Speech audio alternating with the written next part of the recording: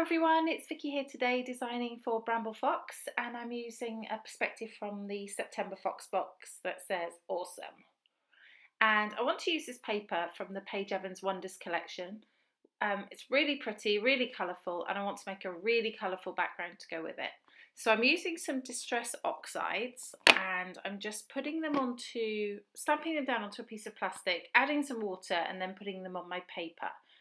The paper is thick, or the cardstock is thick white marshmallow cardstock, so I haven't put any gesso on it.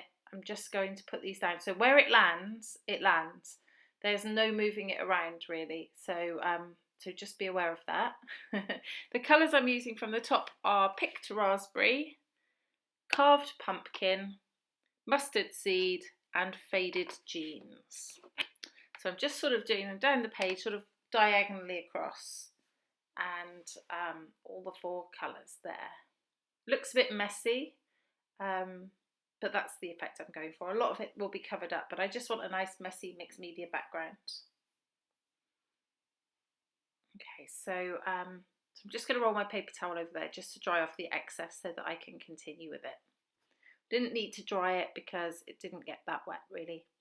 So now I've got this Vicki Boutin stamp set. I'm not sure which collection this came with, to be honest, but it's quite old. I've had it for a little while, and no, it definitely doesn't say on here. It just says Escape is the name the set is called. So what I'm doing is I'm pulling out some of the little features, the little circles, the dots, the plus signs, and I'm just going over with the corresponding ink colour, and I'm stamping them onto the colour that's there. So it's just sort of, in a way, it's a subtle bit of texture to go with the ink, if you like. So as I said, yeah, it's the same colours. It just looks more vibrant because it's not mixed with water. So I've got, yeah, the circles, the plus signs, and now some dots as well. So as you can see, that just sort of adds a little bit of interest to the colour before I start to add anything on top. I love a bit of a messy mixed media background. It's such fun to make. And then when you see them, you think, actually, it would be quite nice to leave it like that. Put it in a frame. But no.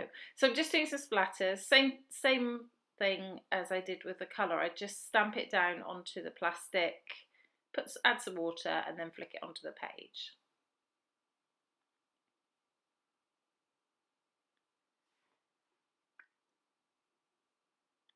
Okay, I feel I'm going to sneeze, so if I do, apologies. Okay, and there's the pink. Perfect. Bit of blue. I love getting messy, and this is nice and messy, but I like the look of it. I like the effect that I get from all that mixed media. So my layout from here is relatively simple because I've got that really bright mixed media and I've got the really bright paper. There's not much to do for a layout.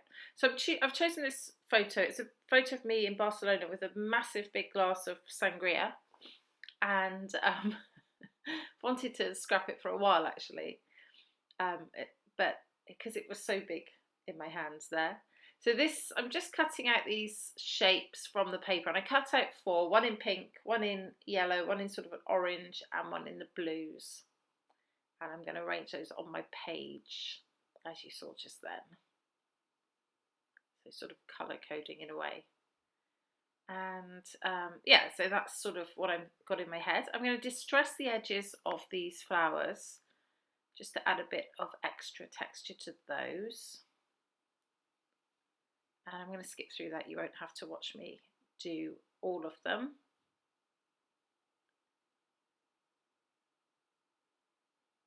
There we go, on to the last one. Didn't take too long, but you didn't need to watch it all. I'm just looking through the other embellishments in the Wonders collection and think about what I can do here. And I'm going to put in my title because they're big letters that I've got here. These are simple stories. Colour vibe, they're sort of foam stickers. So I'm going to make the word sangria with with these, and then I'm going to put awesome at the top. And awesome obviously also means big, you know, incredible size, I guess. So so I'm using awesome in that way rather than that it was awesome, although it was also awesome fun. If you see what I mean. So yeah. So I'm just twisting up the edges of those florals just to add a bit more texture to the page, and I'm going to stick them down. You can see that on the close-ups a bit better, but I quite like that they pop off the page a little bit. There we go, all the colours. This is the brightest layout I've done for a while, loving it. So I'm going to stick down awesome now, I think. Oh, now I'm tidying up. Most unlike me. My desk is usually looking like a bomb has hit. Okay, so I get out these floral ephemera, and also these are pocket life cards that I have from a Hip Kit Club kit. So I'm just using those to back up my photo rather than cut it into whole sheets of paper. I find pocket life cards are fantastic for that very reason. They just save you cutting into beautiful paper just for a square. Okay, so that's layered. I think about putting some florals on, but I just sort of think it would be too much. I don't want to overload the page, so I go with some butterflies and a dragonfly instead, and I colour code those onto the page. So I'll skip through this in a second, but I'm also just cutting off the white edge around those critters because I prefer not to have that there. So I did the yellow one, the blue dragonfly, and now this pink butterfly as well. Okay, so next job, we're now going to stick down the perspective. I use Scotch tacky glue here in a fine liner bottle, and that just sticks really well. I held it, you'll watch, I sort of hold it for a little while, but once it's started to stick, it really does stick strong.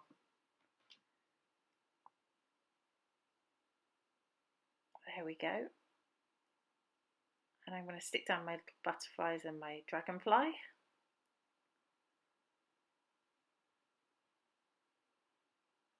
And now I'm just looking for finishing touches. I'm going to put some foam on the back of my photo to pop that up a little bit. Because the flowers are quite dimensional, I didn't want to try and put it flat. There we go. And what am I looking at here? I'm going to put this little rosette on there. And I like that there. I actually take off the lovely sentiment off camera because I looked at it again and I didn't quite like it on there, but I did like the little rosette. So yeah, that comes off the lovely. And now I think I've got some little clear stickers here, which I'm going to stick down to a few little flowers colour-coded onto the mixed media. You can barely see them unless you look closely, so it's just a nice little extra touch for real life viewing. And that, I believe, is it. Here comes the final layout. There it is. I hope it inspires you for your Fox box and also for some mixed media. I would love to see what you do. Please do post all your layouts in the Bramble Fox forum. We love looking at them. And don't forget that we have monthly challenges now, which you can join in with, and we'd love to see what you do there. Thank you so much for watching. This has been Vicki for Bramble Fox. See you next time. Bye-bye.